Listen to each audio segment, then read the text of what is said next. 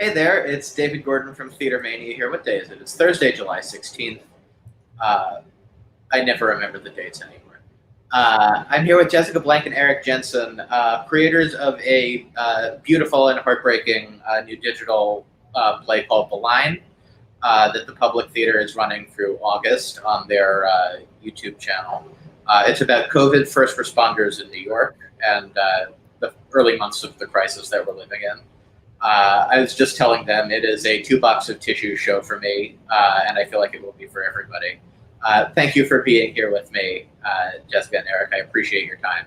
Thanks for having us. It's a pleasure being here. I was just telling them that I was supposed to see their play Coal Country, which was running at the Public at the time of the shutdown. I was supposed to see it that weekend.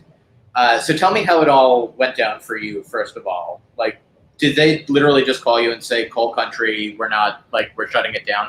It all happened in about 12 hours. Yeah, I mean, it was very fast. It was so quick, and everybody came together very quickly and gently to break the news to everyone. Selfishly, we were all sad, but there was a larger thing at work in the city, and we all needed to be prepared to fight that together. There's one thing I learned from the people of West Virginia, from Coal Country. It's about resiliency and fighting hard for the right thing. And that certainly helped me get through this, the early months of the COVID crisis in New York City. Yeah, I mean, it was quite a shock, right? We had just opened the play on March 3rd, and it was running. And then sort of the day before, it felt like maybe things should be shutting down for people's safety. And then day of, I want to say it was March 11th, the schools were closed, Broadway closed, everything shut down. And so it was very sudden. And we went into quarantine almost immediately. Right. Yeah. And a few weeks in, we were contacted by the 24-hour plays to do one of their viral monologues. I want to say it was the first or second round of them that they started doing during quarantine. Right. And we asked, can we do it documentary style? Can we do, sort of our thing with it and interview a New York City nurse? And they said, sure. And we did. We found a nurse. And so this would have been in late March. So it was still leading up to the peak. It was a very scary time. She didn't have enough PPE in her hospital. We talked to her at the end of a shift. And we left the interview just gutted. Yeah, it was really, really, really intense. And, when we had been looking for somebody who wanted to talk to us for that, we reached out to several nurses and frontline medical workers and found some more people. And after we made that monologue, we realized, there's a larger story that I think the rest of the country really needs to hear right now. And we were in continual conversation with the public because we had a show that had just opened there, right? So we were talking to them on the phone all the time anyway. And so we brought the idea to them and we said, what do you think about a sort of a rapid response online documentary thing? And at the time they were still figuring out what to do next because it was, everything was still so in flux. But then they circled back about 3 weeks later and said, we're in, let's make this happen. How did you, I guess my question for all of your shows is, how do you find people? How did you find people willing to talk for this? Well, I mean, really what we do is we cast a wide net. We partner with organizations to reach out to as many people as we can. There were probably 100 to 200 people that were reached out to by the Public Theater to conduct interviews with us.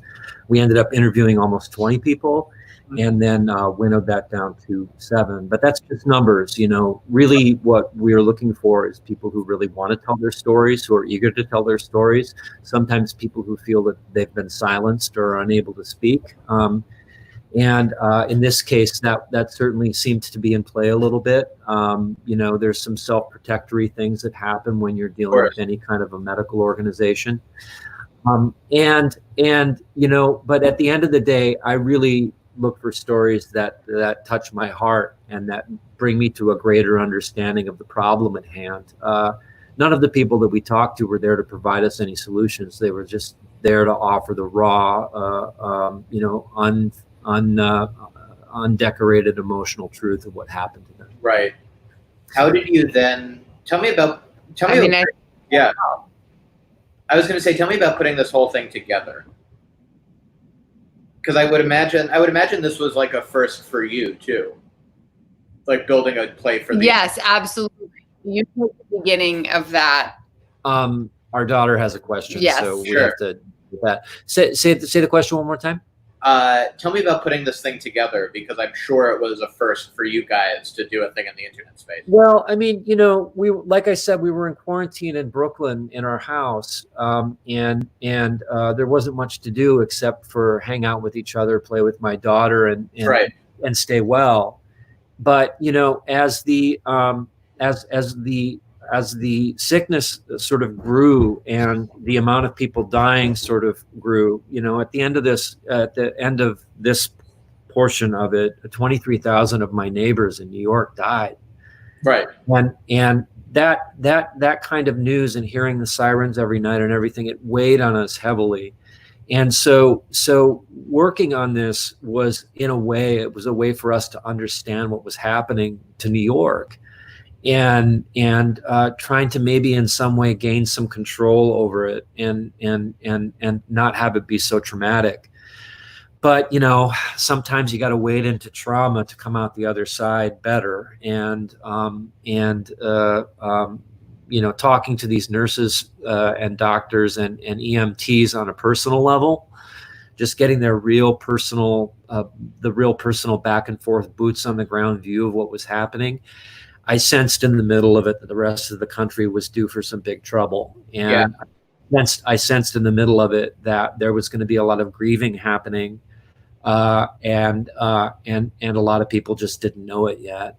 And as the executive branch of the federal government continued to abandon us and leave us to our own devices, I felt a deeper sense of mission, a growing anger in me that wanted to make sure that this story was told, and told in the right way.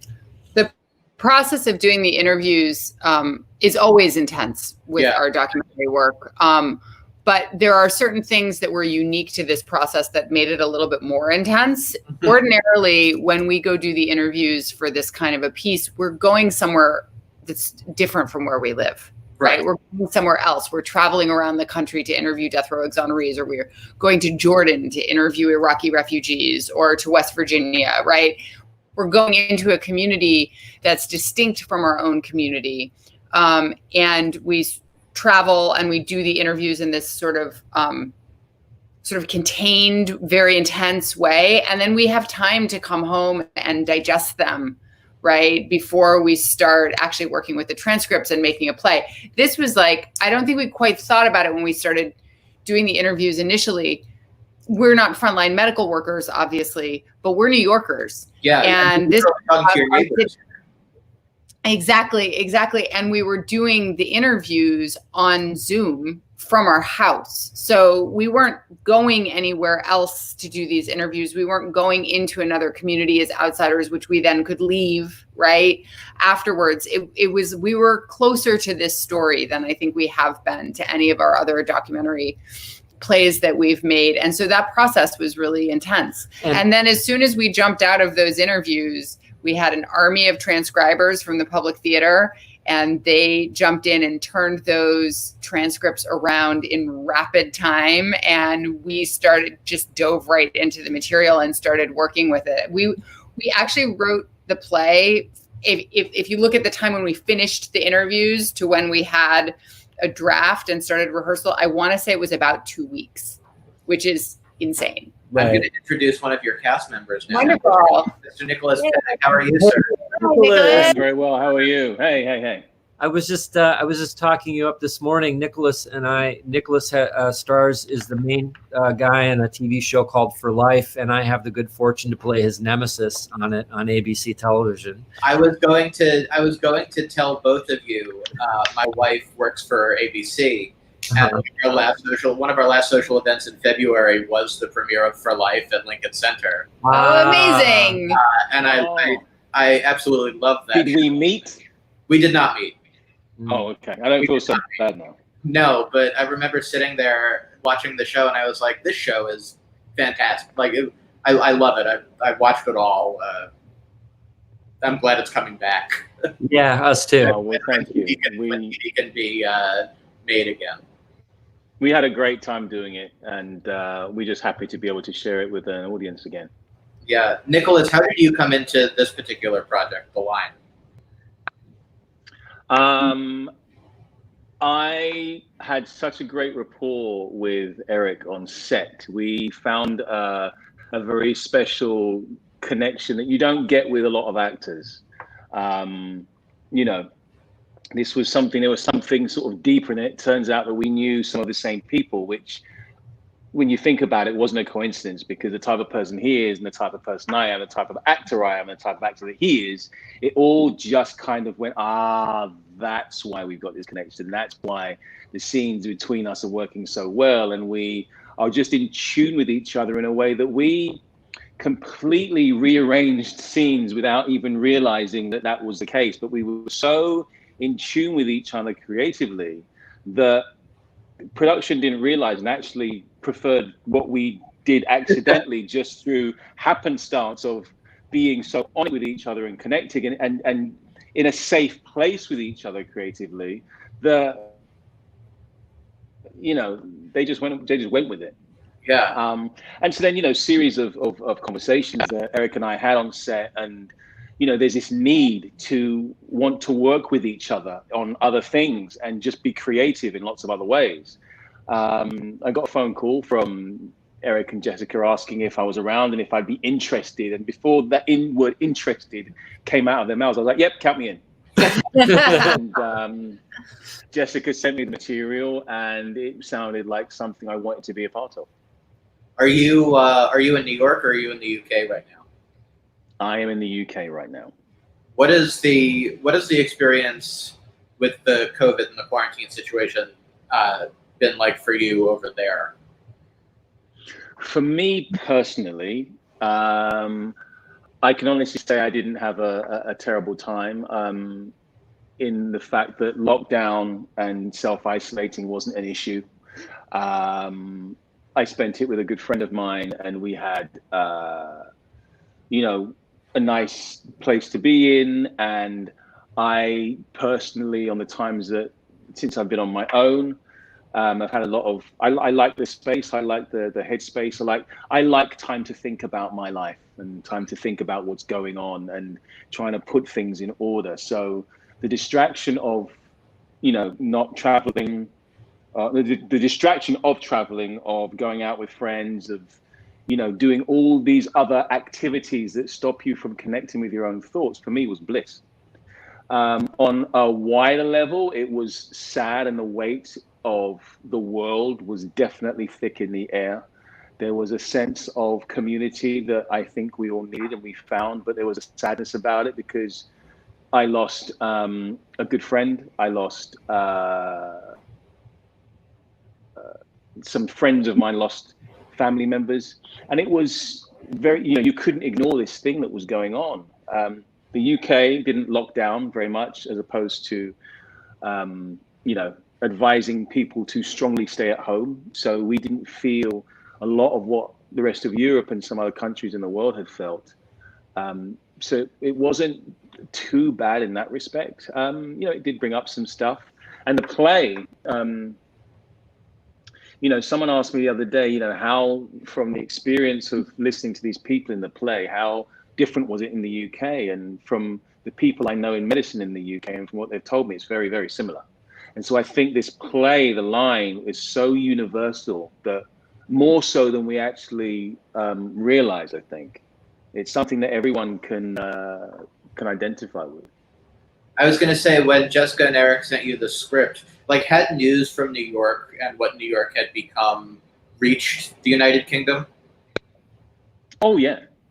Oh, absolutely. I mean, it was, the news and the internet, everything was centered around the major cities, major countries in the world and beyond, because there was it was almost a morbid fascination that I think a lot of people had with what are the rates of infection in this country compared to this country, and where do we fare in the world, and how well are we doing? And that was conversation that was happening quite a lot with people. So we were very connected to what was going on in the US. And, it's interesting that Nicholas brought up numbers. In my humble humble appraisal of things, 23,000 New Yorkers died. 23,000 of my neighbors just went away and disappeared from the planet, and the effect of that on their families and on the heart of the city. It's really our goal with these plays to take these abstract numbers and to do away with them and put a face behind the numbers and put a story behind the numbers, and a heart behind the numbers, because I think the numbers distance us from what's actually going on. Yeah. I want to talk a little bit about the technical process of actually creating this play over Zoom. Which seems like, I mean, this is a new experience for me, and this is, something that I'd never done before March. So I can't imagine. Well, Nicholas and Erik, I guess the TV realm is sort of like this, the screen realm. But as theater makers, what is it like to suddenly create a play over the internet? I mean, it was crazy. It was wild and crazy, and nobody had ever really done it before. I mean, people had experimented and innovated a little bit. The public had put up a Richard Nelson play on Zoom, so they had some experience, but we were like the second thing.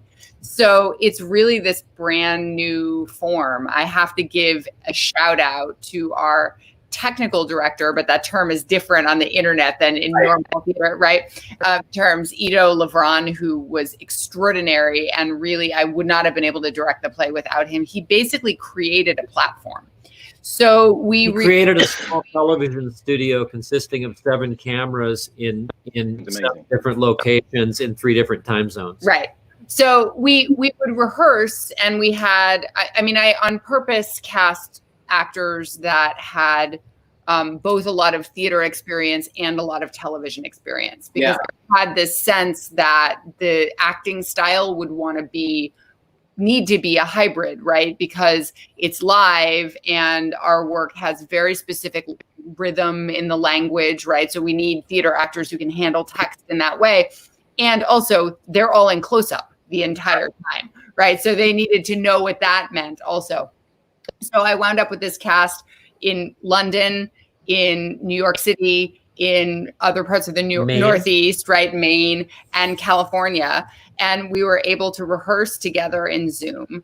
And then when it became time to put the pieces together and create what you see live on YouTube, Ido basically created a platform where we had a Zoom meeting, and he ran a feed from every individual actor's computer into 7 different computers in this like command center that he had set up at the Public Theater, and then basically did the equivalent of live television editing of those video feeds into, I believe, another Zoom meeting or some type of platform, which created what you see live. But the whole thing was innovated along the way by not only us and our actors, who were working from their homes, doing much more technical support than actors are ordinarily expected to do, but the staff of the Public Theater and our producers and everybody. We were just figuring it out as we went.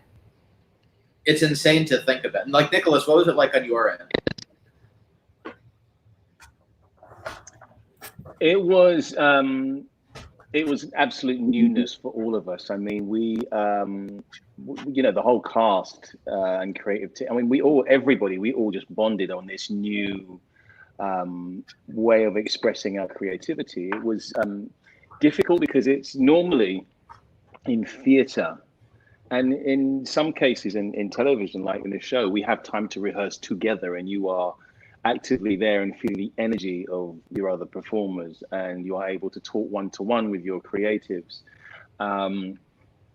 Everything was done over Zoom. Everything was kind of, you had this digital connection, which wasn't a physical one. So the energy was very flat, and it was on screen. And, I found myself getting headaches because I don't spend that much time in front of these screens.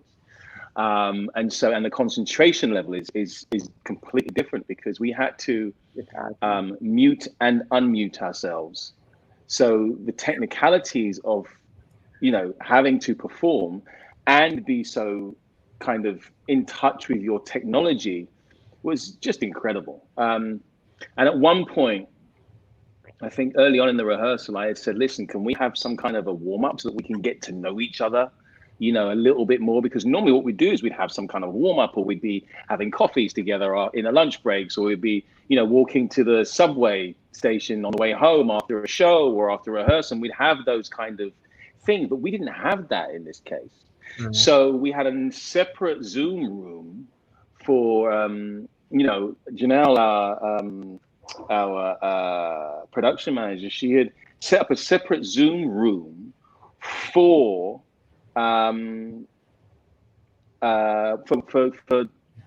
God, the word has gotten out of my head. The green room? For warm-ups. Yeah, the green room, for warm-ups. So we could all meet there half an hour before rehearsal, so we could, do our vocal exercises, which is common in theatre, and we could get to talk to each other and just get to know each other. The moment we started doing that, something elevated between a few of us, the ones that turned up and had the time. And then that permeated throughout the room when we were in rehearsals and we were doing the read-throughs. And so it just bonded us in a way that was new to all of us, because this isn't usually the way you bond with people. But right. We genuinely found a connection, and that's odd because this isn't the way to meet people in real life. Right. So it was, but it was interesting, and it was definitely something we all felt. We found an area of safety that we could sort of like, you're in the same place, we're in the same place. Okay, this is strange for you, great. It's strange for me, fantastic. Okay, right. We're gonna hold hands digitally, and we're gonna try and get through this and support each other. Brilliant. And once that chain of safety and company and connection was established, it all just became something that was a lot easier to manage, because you've got this cross section of television, but it's not really television. You've got this cross section of theatre, but it's not really theatre. It's a hybrid of something that actually then goes out on the internet. And it's not like you're filming. It's like National Theatre Live. You film a play and you put that out on television or in the cinemas. That's a whole thing in itself. This is something completely unique and completely different that we experienced for the first time together, and it was strangely wonderful. And in a lot of ways, speaking to what Nicholas said, first of all, he's a standard bearer of creating that kind of ensemble wherever he goes, as is Jessica. I mean, it's one of the pleasures of working with the two of them. They are both great leaders. But, in terms of viewing the play and in terms of its being effective, I think often the audience in this unique situation, the audience is having almost exactly the same experience that we had interviewing people. And that's the first time that's happened in one of our pieces. We always try to kind of take ourselves out of the play and not include ourselves. We've never done anything like that before, because it's really about, frontlining the people's stories. But I think the audience, the reason it's effective is the audience has the same experience we did interviewing people online. Yeah. Do you all see yourselves, well, like Nicholas, would you do this play live when theater returns? Jessica and Erik, could you see doing this play like at the public or somewhere? Sure. I have put my hat in the ring already, and I'm begging Jessica and Erik to find a platform for this to be done live, because first of all, I think it deserves it. I think Jessica and Erik did the most amazing job, and I've seen Cold Country and I've read Exonerated, and this is fantastic. And I think it deserves a live audience, and I think for us as the performers, it will be very interesting to see and feel some of what the audience felt at home, because what we're used to is an instant reaction.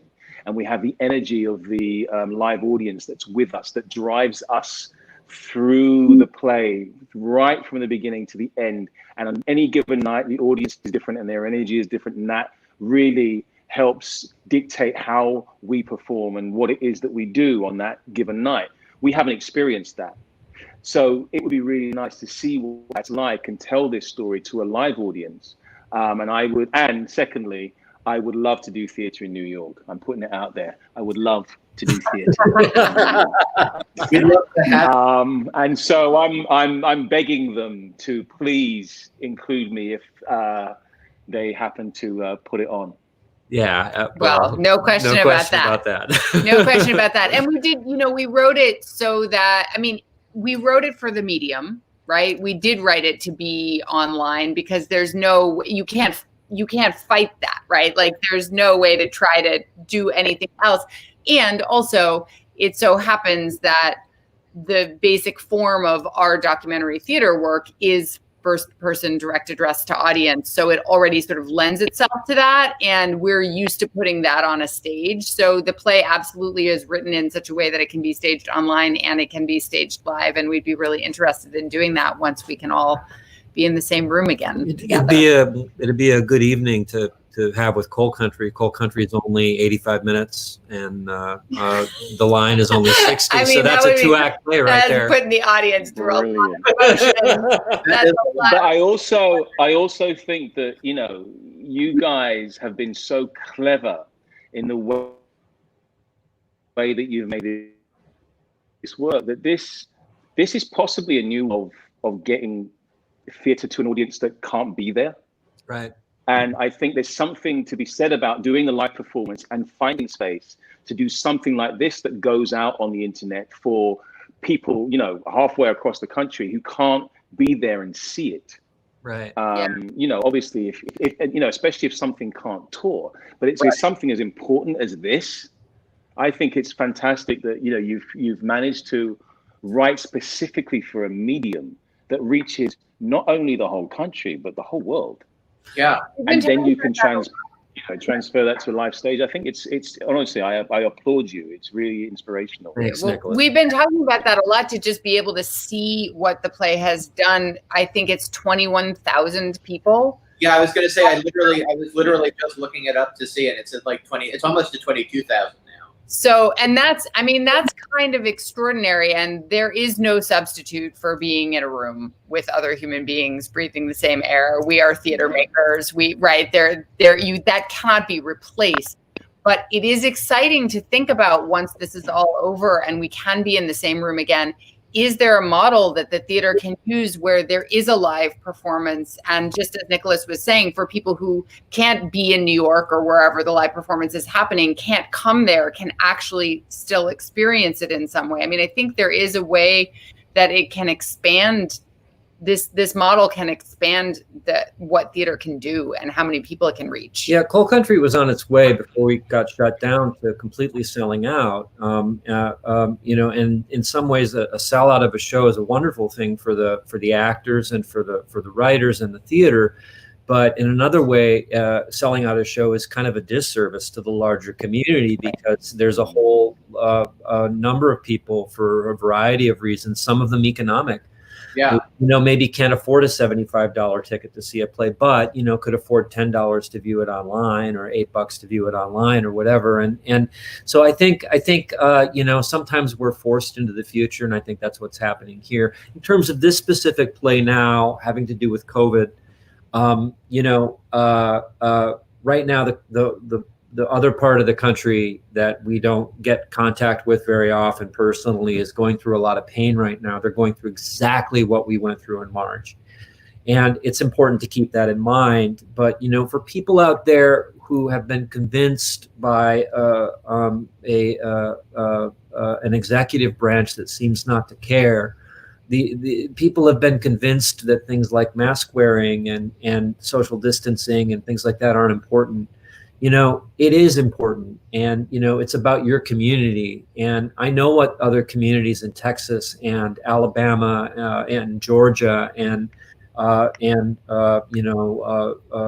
California are going through right now, largely because we took the time to listen to frontline healthcare workers here. And if we just as a country would take the time to listen to each other, and as a world, really, I think we'd be in a much better place. If it's as simple as wear a mask. Yeah. My gym reopened recently for a boutique gym, but it reopened recently for like outdoor personal training. And I started going back just because it was good for my mental health. Right. And I'm doing the entire thing in a mask. I will not take my mask off. I'm the only one there. The guy that's training me is 6 feet away from me, or 6 feet away from me. And I'm still wearing a mask the entire time.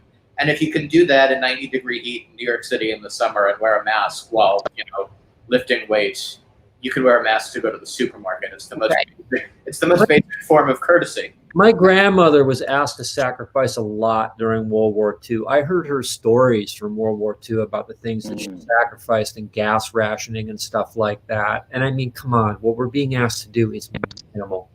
Yeah.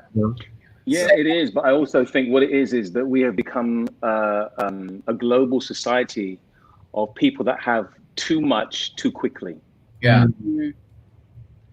And we haven't earned the right to it. We are ourselves. So what we don't do is we don't consider other people, because me personally, I'm not afraid of catching it. I am healthy. I am strong. I think I could probably get through it.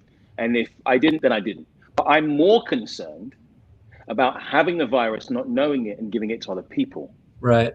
Yeah. And I think if everyone can get on board that it's not about you, it's about us, it's about others. And if as long as we can keep hitting home that message, so much so that it starts to sink in, then, hopefully that will do something to realign everyone's way of thinking about the mask, and realizing that I'm not doing this for me if I don't care about it for myself, but I am, and I will do it for others.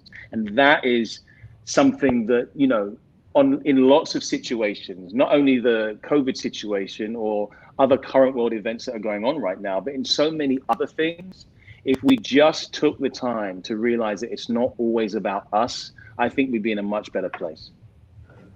Yeah. I think that is a good way to end, actually.